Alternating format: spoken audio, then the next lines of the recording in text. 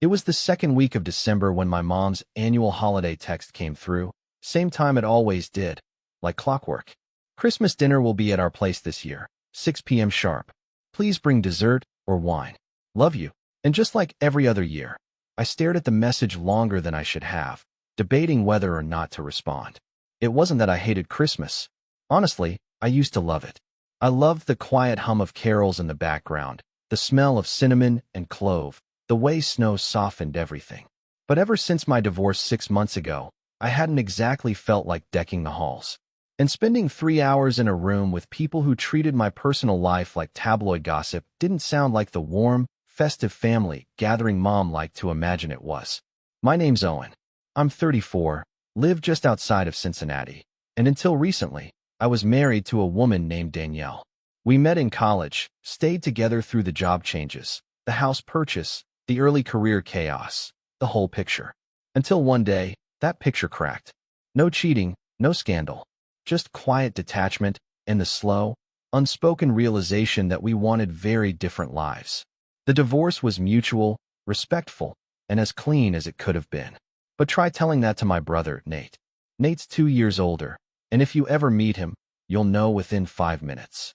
He's the kind of guy who introduces himself with a firm handshake and a humble brag, usually about his new SUV, his golf handicap, or the team he manages at work, which, as far as I can tell, consists of 2 interns and a guy named Mike who never answers emails. Growing up, he was always louder, bolder, and way more charming in that brash, punch-you-on-the-shoulder kind of way. And our parents loved it. My mom used to call him her firecracker. I was her thinker. Translation: he caused the chaos, and I cleaned it up. So when I showed up at Christmas dinner last year newly single and not in the mood for small talk, I expected a few awkward moments. Maybe a passive-aggressive comment from Aunt Lisa about how marriage is hard work, or one of the cousins asking if I was seeing anyone new yet before I'd even taken off my coat. What I didn't expect was Nate deciding to turn me into the punchline of the night. The first hour or so was mostly tolerable. My mom had decorated the dining room like she was hosting a Hallmark special. Gold-rimmed china, tall white candles, garlands wrapped around every banister. Everyone acted nice enough. I made small talk with my cousin Julia about her new dog, helped my niece tie her shoe, laughed at the usual stories Dad told even though I'd heard them 100 times. Nate and his wife, Brittany, arrived late as usual, sweeping in with the breeze and the smell of expensive perfume. Brittany kissed everyone on the cheek like we were all extras in a French movie and made a big show of unwrapping the dessert she brought, some overpriced bakery item in a box with gold lettering. I didn't have time to bake, she said with a fake little pout. But this has real Madagascar vanilla. Nate caught my eye from across the table and grinned. How's bachelor life, little bro? He said loud enough for a few heads to turn. I gave him a tight smile. Fine, I said. Quiet. He laughed. I bet it is. I tried not to let it get to me. That was Nate's way. He liked being the center of attention, liked poking fun when he thought he could get a laugh. I used to be able to brush it off. But something about the smug tone in his voice, like he was proud of being married, proud that I wasn't, rubbed me the wrong way. I went back to my drink, hoping that would be the end of it. But of course it wasn't. Dinner was a blur of mashed potatoes, turkey, and passive tension. Every time I thought we'd moved on, Nate would circle back. At one point, he asked if I'd thought about trying one of those apps, like I was a sad, lonely uncle who needed to be pitted. At another, he nudged my elbow and said, "Hey, at least you don't have to listen to anyone snore anymore, right?" Brittany just smiled like it was all harmless fun, and Mom kept shushing him, but softly, like she didn't really mind the entertainment. I kept my cool. Barely. But by the time dessert was served, Brittany's overpriced cake that tasted like sugar and air, I was ready to go home. I'd even pulled out my phone to check the Uber wait time when Nate stood up, fork in hand, and tapped his glass. All right, everybody," he said with that stupid self-satisfied grin. "I know we usually wait for Dad to give the toast, but I just want to say a few words. It's been a big year, right? Julia graduated. Brittany launched her podcast. Mom finally got her kitchen remodel. And our little brother here." He turned to me, eyes twinkling with mock sincerity. "Well, he's officially back on the market. Single and desperate." Laughter rippled across the table. Not everyone joined in, but enough did. Aunt Lisa covered her mouth like she wasn't sure if she should be laughing. Dad chuckled quietly. Even my mom smiled awkwardly, as if unsure whether to scold him or not. And there I was, sitting with a glass of wine halfway to my lips, feeling like the floor had shifted underneath me. That's when I said it. I didn't raise my voice. I didn't stand up. I just put the glass down, looked Nate dead in the eye, and said, "That's funny coming from someone whose wife just asked me last week if our lawyer was any good." The silence that followed was absolute. No one moved. Brittany's smile disappeared so fast, it was like someone had flipped a switch. Her chair scraped loudly against the floor as she stood up and left the room without a word. Nate's face drained of color. For once in his life, he didn't have a comeback. The rest of the night unraveled in slow motion. But that moment was the spark. And it wasn't just about the toast. It was about years of being the quiet brother, the second choice, the one who never made waves. And I realized something as I sat there in the awkward silence Nate had created for himself. This wasn't over. Not by a long shot. The drive home that night was quiet, but my thoughts were anything but. Snowflakes scattered across my windshield like static, and my fingers tightened around the steering wheel every time I replayed Nate's smug voice in my head, single and desperate. I could still see the flicker of discomfort on Brittany's face just before she stormed out, the stunned silence that followed, the way Nate's hand had trembled slightly as he sat back down and pretended to drink his wine. He hadn't said another word to me that night. Neither had Mom, not really. She'd offered me a polite drive safe by the door, her eyes darting past me like she was already regretting inviting us both. I wasn't even angry at that point, just numb. Like I'd been running on autopilot for so long that I'd forgotten what it felt like to be insulted to my face and actually feel it. And underneath the numbness, there was something else, something sharper. Not just resentment, not just embarrassment, but a very specific kind of clarity. Because in that moment, as I drove through the dark roads back to my half-empty apartment, I knew something had shifted.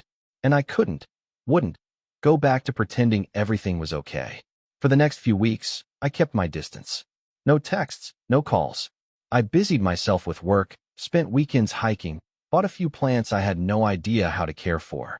I thought maybe the silence would cool things down. Maybe Nate would apologize. Maybe Mom would check in. But the family group chat stayed quiet, except for the occasional forwarded meme or reminder that Dad's birthday was coming up in mid-January. Dad's birthday was usually a casual thing. Dinner at the house, store-bought cake, Dad telling the same joke about turning 29 again. I debated skipping it, but in the end, I went. Not for anyone else. Just for Dad. He'd always been more of a quiet observer, never one to pick sides. And even though he hadn't defended me at Christmas, he also hadn't laughed either. That counted for something.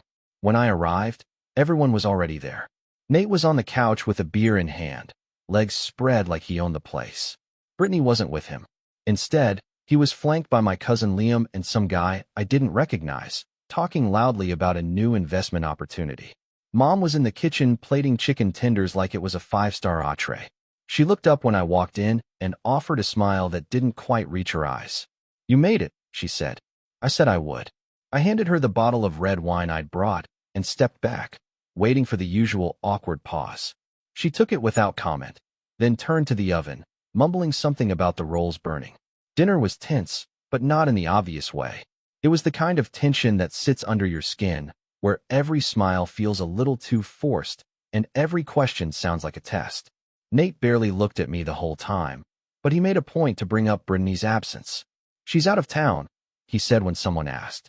"Needed a break." Liam snorted. "From what, your ego?" Everyone laughed, except Nate. His smile faltered for a second, and his eyes flicked toward me like he thought I'd orchestrated the jab. I didn't respond. I just kept eating my chicken tenders and pretending I wasn't watching him unravel. After dinner, we gathered in the living room for cake and gifts. Dad opened a new sweater, a book he'd already read, a box of golf balls. Then Nate stood up and handed him a large, gift-wrapped envelope. "This," he said with dramatic flair, "is something special." Dad opened it slowly, and inside was a glossy brochure, a printout of a vacation rental in the Smoky Mountains. Nate grinned. "I rented a cabin for you and Mom for a week in February. Full spa access. King suite. Mountain view." Mom gasped. "Oh, Nate." Dad looked touched, genuinely. I even felt a pang of warmth for a second, until I saw Nate glance at me out of the corner of his eye, just long enough to see if I noticed. And that's when it hit me. This wasn't about Dad. It never was. This was about control, about performance, about reminding everyone who the real success in the family was. He didn't just want to be the golden child. He wanted me to know it, to sit in silence while everyone clapped and cooed over his generosity. Later, as everyone was saying goodbye, Mom pulled me aside in the hallway. Her voice was low, conspiratorial. "I know your brother can be impulsive," she said, as if Nate was a toddler who threw Legos when he got upset. "But you kind of ambushed him on Christmas. That wasn't fair." I blinked. "Ambushed?" She lowered her voice further. "That comment about Brittany, that was over the line. You embarrassed him." I let out a bitter laugh. "He called me single and desperate in front of the entire family. But I'm the one who embarrassed him." She gave me that look, the one I'd gotten 100 times as a kid when Nate broke something and I got blamed for escalating. That soft, tired expression that said, "Why can't you just let it go?" "I'm just saying," she whispered. "He's going through a lot. Brittany's been distant. It's been hard on him." I stepped back. "So instead of dealing with his marriage, he mocks mine for entertainment?" She didn't answer. And just like that, something cracked. I left without saying goodbye to Nate, or Mom, or anyone else. The drive home was colder this time, emptier, because now I knew, really knew, where I stood. Over the next month, things only got worse. Word got back to me through my cousin Julia that Nate had been telling people I was spiraling after the divorce, that I lashed out because I couldn't handle being alone, that I'd made up the thing about Brittany just to stir drama. It was like he'd built an entire redemption arc for himself, the loyal husband who'd been publicly humiliated by his bitter, unstable little brother. But what really pushed me over the edge wasn't what he said. It was what he did. It happened at my apartment one Saturday in late February. I'd just gotten back from the grocery store when I found a white envelope slipped under my door. No stamp, no return address. Just my name, Owen, written in thick black marker. Inside was a wedding invitation. Nate and Brittany. Renewal of vows. March 17th. I stared at the date for a long time, then at the gold embossed card. It looked expensive, dramatic, like something out of a bridal magazine. The kind of thing people threw when they wanted to reset after a rough patch. But that wasn't what made my stomach twist. It was the note scribbled on the back in Nate's handwriting. "Hope you can make it this time. Don't forget to bring a +1 inch." That was it. No apology. No attempt at peace. Just another punchline. Another performance. And it wasn't just a reminder that I was alone. It was a challenge. A dare. Like he wanted to see how far he could push before I snapped. Well, he was about to find out. Because if Nate wanted a show, I was finally ready to give him one. And this time, I wasn't going to play the quiet brother anymore. I don't remember dropping the invitation. I just remember looking down and seeing it on the floor, face up, mocking me from where it had landed. Renewal of vows. It read in elegant cursive, like some twisted celebration of gaslighting.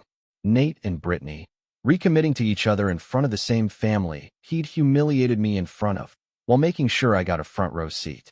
A few weeks earlier, I might have crumpled that invite, tossed it straight into the trash, and curled up with a bottle of wine and whatever half-decent movie was trending on Netflix.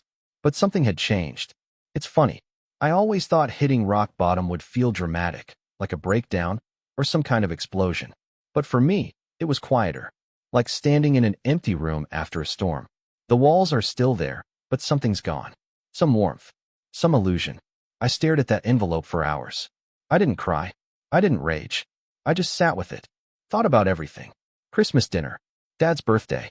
Mom cornering me in the hallway, telling me I was the problem. Nate's little smirk when he handed over that expensive trip. The knowing glance. The casual cruelty of someone who's always believed he was the main character and I was just background noise. And I realized something. I'd spent my whole life trying to be the bigger person. The one who didn't cause a scene. The one who swallowed hurt and called it maturity. And where had that gotten me? Alone. So no, I wasn't going to throw the invite away. I was going to keep it. Tape it to the fridge if I had to. A reminder. A deadline. And from that moment on, I quietly started building myself back up. First, I stopped checking the family group chat. Not just ignoring it, I left it. I didn't announce it, didn't make a scene. Just disappeared. Let them wonder. Then I got serious about my apartment. It had always felt temporary, like I was squatting in a space I didn't earn. Danielle and I had decorated our old place together, picked out furniture, argued over rugs. But this had been mine for almost half a year, and I'd treated it like a layover. So I painted the walls, got rid of the couch that sagged in the middle, ordered bookshelves, filled them with novels I'd always meant to read, hung up prints. Nothing fancy, just little things that made it feel like me. And for the first time since the divorce, I stopped walking through my door and feeling like I was waiting for something to end. Work was next. I was a UX designer for a mid-sized software company. Nothing glamorous, but solid. For months after the split, I'd been coasting, doing the bare minimum, turning off my camera during Zoom meetings, letting my coworkers carry the energy. But in March, I volunteered to lead a pitch for a new client. It wasn't assigned to me. I wasn't expected to take it, but I did, and it felt good, like stretching a muscle I'd forgotten I had. The project was for a mental health app, and I found myself caring more than I expected to. I spent late nights tweaking layouts, researching accessibility features, rewriting content until it didn't just sound friendly, it sounded real. When we presented it, the client asked to meet me personally to thank me for getting it. And that moment, that quiet recognition, it meant more to me than any holiday toast or forced compliment ever had. And then, there was April. A friend of mine, Hannah, someone I hadn't seen much since college, reached out to grab coffee. She'd seen a few UX articles I'd shared on LinkedIn and wanted advice for a nonprofit she was working with. Nothing major, she said, just a few design tweaks. We met up at a small cafe downtown, and what I expected to be a 1-hour favor turned into a 3-hour conversation about everything from typography to Taylor Swift's latest album. She was sharp, funny, direct in a way that made me feel both challenged and seen. We didn't talk about the divorce. Not then, not really. But I told her about the vow renewal, about the invitation, about Nate's note. And instead of pity, she just said, "That's a power move disguised as sentiment. Don't give it the power." Something shifted after that. We started texting, then grabbing lunch. Then, slowly, cautiously, spending real time together. It wasn't romantic at first, just steady. A reminder that there were people who didn't define me by what I'd lost. And maybe the biggest surprise of all, I started running. At first, it was just to burn off the restless energy. I hated gyms, hated the fake motivational slogans, and the people grunting near squat racks. But running? It was simple. Shoes, hoodie, headphones, street. I started with 5 minutes, then 10. By April's end, I was jogging for 30 minutes without stopping. The weight I'd put on post-divorce started to melt off. My head felt clearer, sharper. I wasn't magically healed. I still had bad days. Days I'd stare at the wedding invite and feel that old ache, that punch-in-the-gut reminder that my family didn't see me. Not really.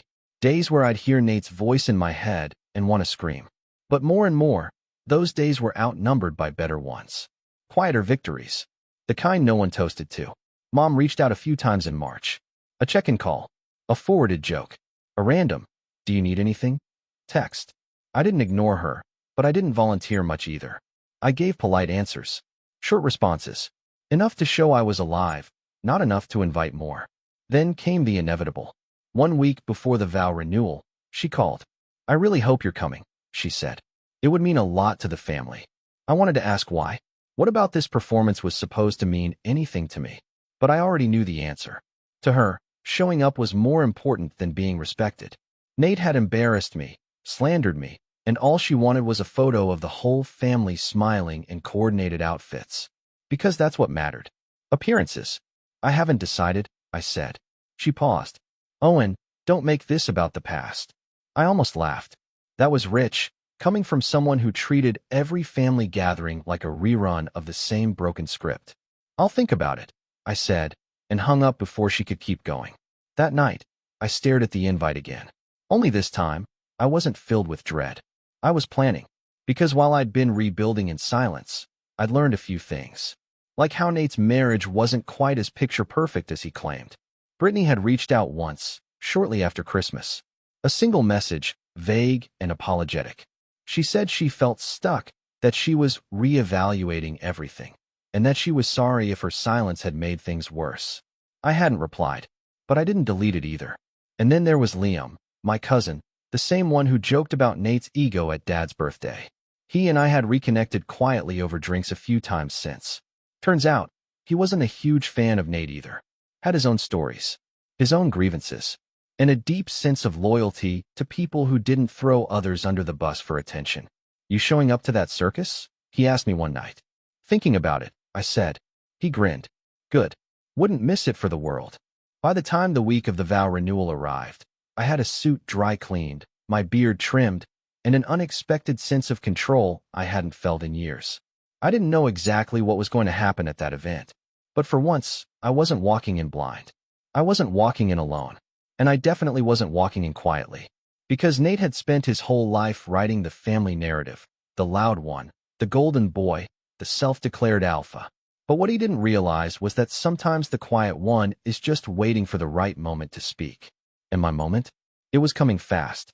The day before the vow renewal, the sky over Cincinnati looked like a movie set, clouded, heavy with the promise of rain, but holding back just enough to keep the air tense. I remember standing by my window that morning, coffee in hand, watching the wind toss the branches outside like they were agitated with secrets. I felt calm. Too calm, maybe. But there was a strange steadiness in me, like my body finally caught up to something my mind had already decided weeks ago. I'd spent nearly 3 months rebuilding, physically, emotionally, mentally, and in that time, the idea of revenge had evolved. It wasn't about humiliating Nate anymore. Not directly, at least. It was about disrupting the story he had written for himself. The one where I was just the sad little brother in the background, alone and overlooked. The one where he played the leading man in every family narrative. No, this time, I'd be the one writing the script. It started subtly. A few well-placed conversations. Quiet check-ins. I wasn't going to do anything loud. No shouting match. No drinks thrown in faces. I wanted something smarter. Sharper. I'd been talking to Liam more frequently. Partly because I genuinely liked him, and partly because he had a front-row seat to Nate's carefully curated world. One evening, about 2 weeks before the renewal, we were at this dim bar near downtown, and I finally asked him something I'd been chewing on for a while.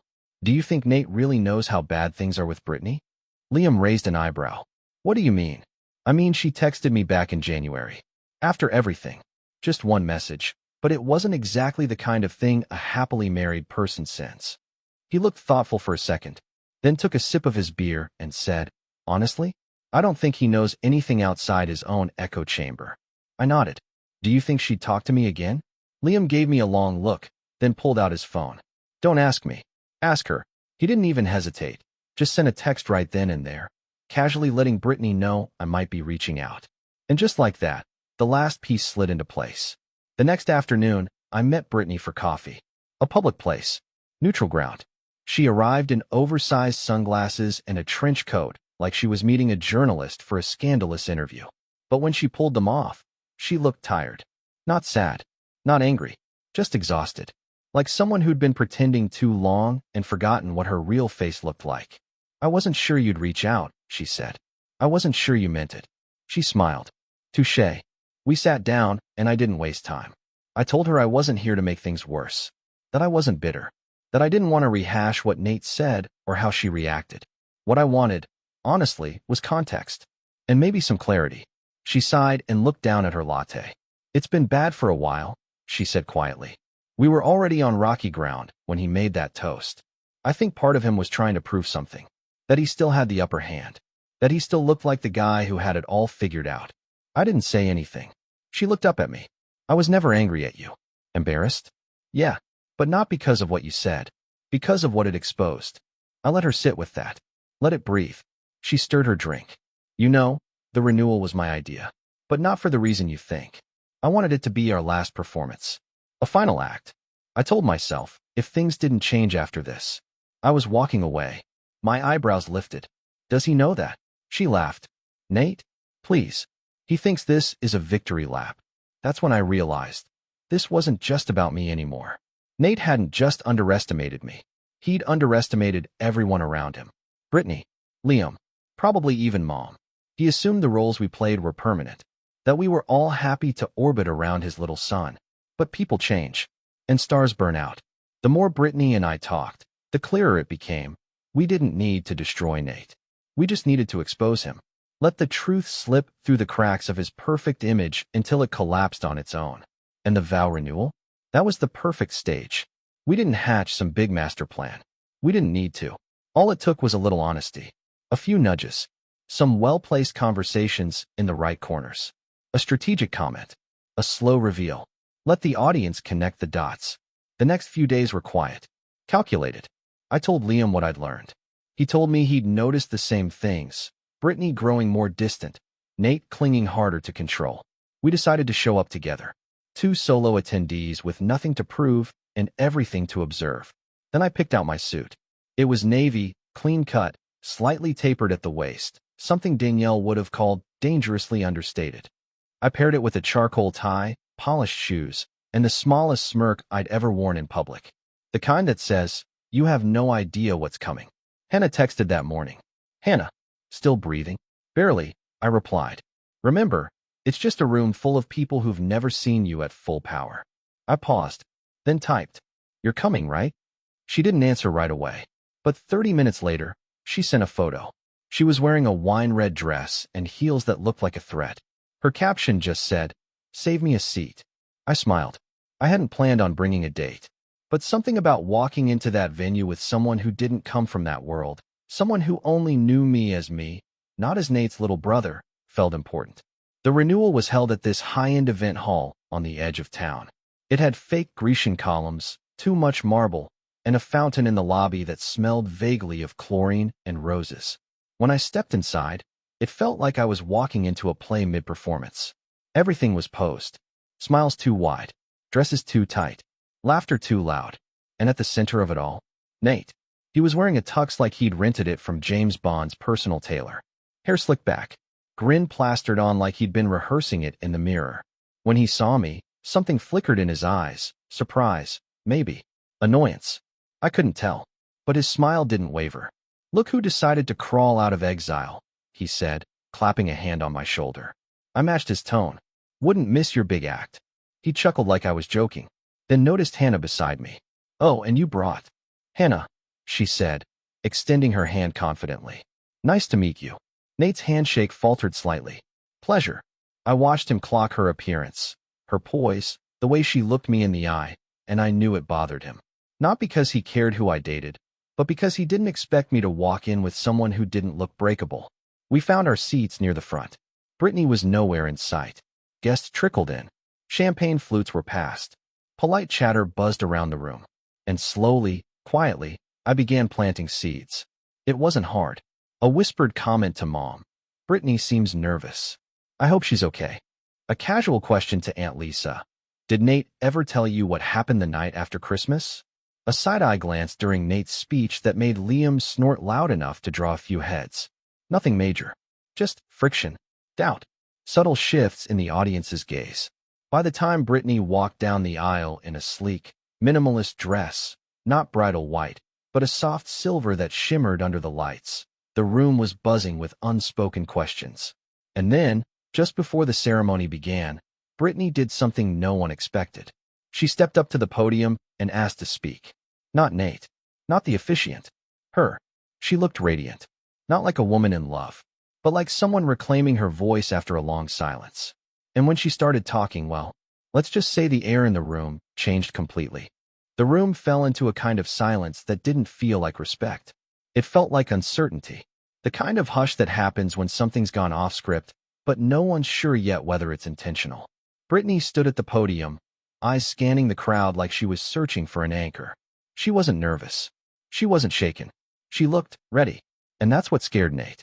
He had one arm lazily hooked around the back of his chair, his champagne flute resting against his leg, but his smile? It was tight. Too many teeth. His jaw twitched when Brittany cleared her throat, adjusted the mic, and said, "I wasn't supposed to speak. At least, not until the vows. But I've been thinking about what a renewal actually means. And I realized, maybe it's not just about repeating words. Maybe it's about reevaluating what those words even meant the first time." A few polite chuckles, mostly from the back of the room. But I caught the glance she shot toward Nate, a quick, razor-sharp flick of the eyes. "I was 25 when Nate and I first got married," she continued, voice steady. "I thought love meant putting someone else's needs before your own. I thought it meant protecting their image, even when it came at the cost of your own voice. I believed that the more you forgave, the more worthy you became. She paused. Nate's fingers tightened on his glass. But what I've learned, Brittany said, is that love, real love, doesn't ask for silence.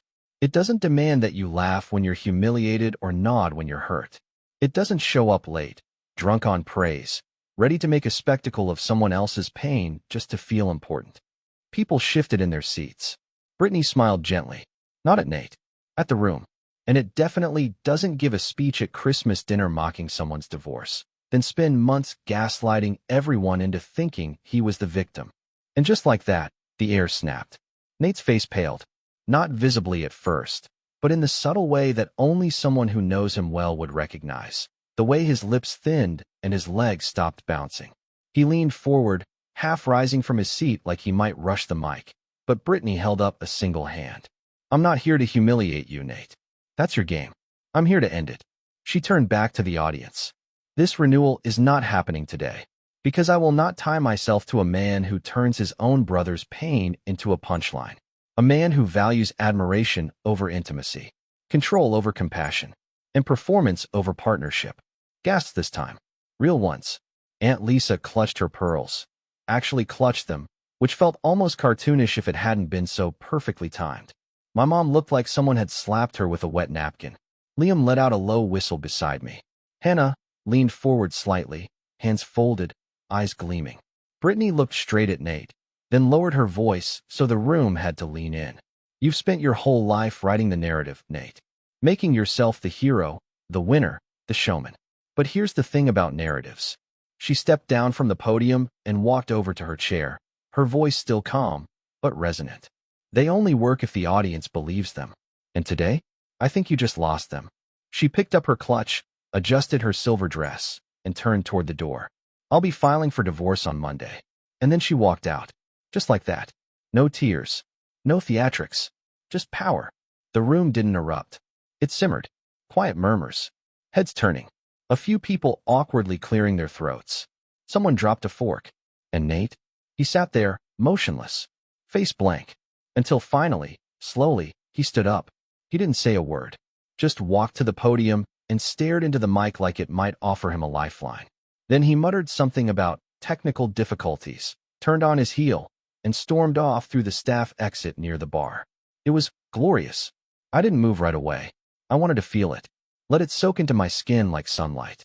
My whole life, Nate had been the one in control of the narrative. He set the tone, decided who got attention and who got sidelined. And now, here he was, exposed, abandoned, humiliated in the one place he'd built as a monument to himself. And I hadn't laid a hand on him. I hadn't even raised my voice. That's what made it perfect. Over the next 20 minutes, the room began to empty out. There was no announcement, no real end, just clusters of confused guests muttering excuses and grabbing their coats. Some tried to salvage the open bar. A few relatives tried to make it about themselves. Aunt Lisa cornered me to ask if I'd known about any of this, as if I'd been hiding state secrets. I'm as surprised as you are, I lied, sipping my champagne. But I'm proud of her. Mom didn't come near me. She looked like she wanted to, like she had a speech ready. But the weight of the moment held her back. She just watched me across the room as if seeing me clearly for the first time in years. Eventually, Hannah slipped her hand into mine. Ready to go? More than ready. We walked out without looking back. The aftermath came in waves.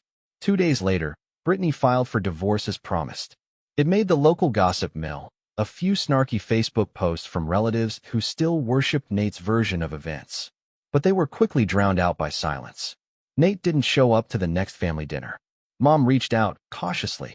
She apologized in her way, not with the words I wanted, but with a long email about re-examining her own blind spots and wanting to do better. I didn't reply right away. I needed time. But the apology came. That was enough for now. Dad, ever the quiet one, called me a week later. He didn't say much. Just, son, that was something else. I saw you. Really saw you. And I'm proud. I don't think he's ever said that to me directly before.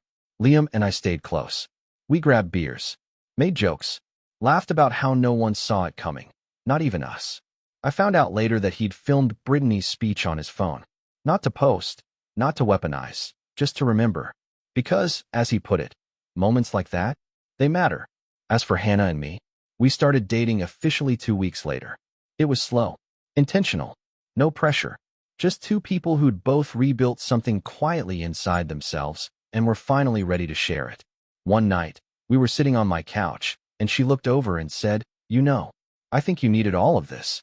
Not just the divorce, not just the drama, but the pause.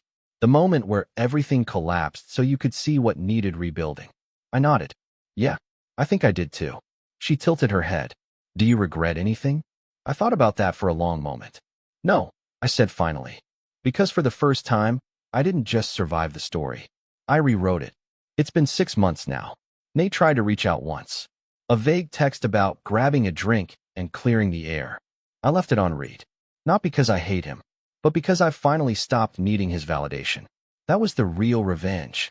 Not Brittany's speech. Not the fallout. Not the stunned faces in the audience. It was the simple fact that I no longer lived in his shadow. I'd stepped into the light, and I stayed there.